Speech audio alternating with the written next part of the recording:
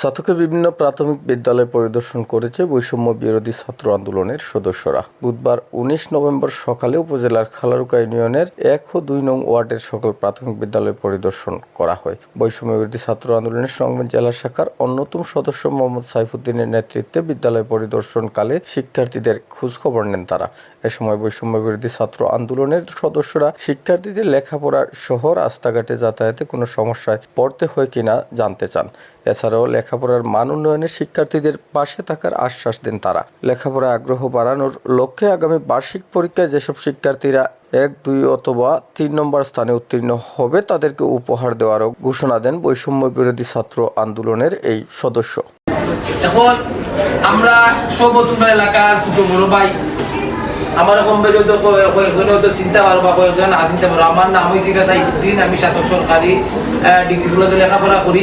আমরা আজকে যা আইসি যাতে তোমরা লেখাপড়ার যে কিতা অবস্থা বা তোমরা কোনো ধরনের কোনো সমস্যা নেই বা কোনো সুযোগ সুবিধা কিতা আছে না আছে আমরা তার সঙ্গে দেখা লাগে তোমরা স্কুলে আইতে বা যাইতে বা স্কুলে কোনো ধরনের কোনো সমস্যা হয়নি।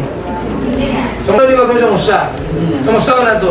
এখন আমরা আইসি যাতে তোমরা লেখাপড়া কিলা ওর লেখাপড়া ঠিক মতো ওর কি না ওর সবকিছু দেখার লাগে আইসি, কথা বুঝছো না? তখন লেখাপড়া করতে হবে সুন্দর করে, লেখাপড়ার বিকল্প কোনটা নাই।